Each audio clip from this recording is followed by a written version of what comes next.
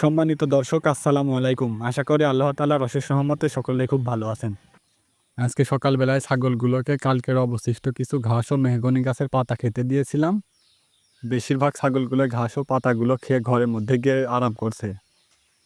আর অল্প কয়েকটি ছাগল বাইরে খাবারগুলো খাচ্ছে।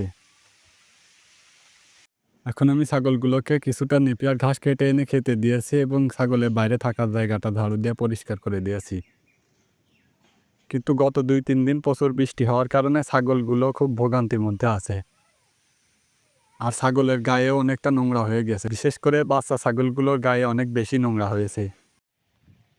ছাগল গরুগুলোকে একটু বেশি বেশি করে খাবার দিয়ে মাঠে চলে এসেছি ঘাসের জমির দেশীয় ঘাস ও আগাছা পরিষ্কার করার জন্য। এখান থেকে গত পরশুদিন এবং গতকাল ঘাস কেটে নিয়ে গিয়েছিলাম, কিন্তু বৃষ্টির কারণে ঘাসের জমির আগাছা ও দেশীয় ঘাসগুলো পরিষ্কার করতে পারিনি। আজকে যেহেতু সকাল থেকে বৃষ্টি হয়নি, এই কারণে ঘাসের জমির কিছুটা আগাছা পরিষ্কার করার চেষ্টা করব। কিন্তু আকাশ মেঘাচ্ছন্ন থাকার কারণে হয়তো বৃষ্টি নামতে পারে, দেখি কতটা পরিষ্কার করা হয়। এখন আমি আবার মাঠ থেকে বাড়িতে চলে এসেছি। বেশ কিছুটা ঘাস পরিষ্কার করা হয়ে গেছে। এখন এগুলোকে গরু ছাগলকে খেতে দিয়েছি।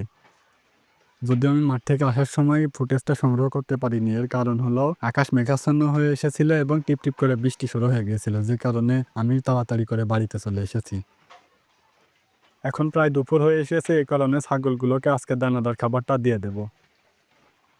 ছাগলগুলোকে দানাদার খাদ্য খেতে দিয়েছিলাম, তারা খাবারটা খেয়ে শেষ করতে না করতে মুষলধারে বৃষ্টি শুরু হয়ে গেছে।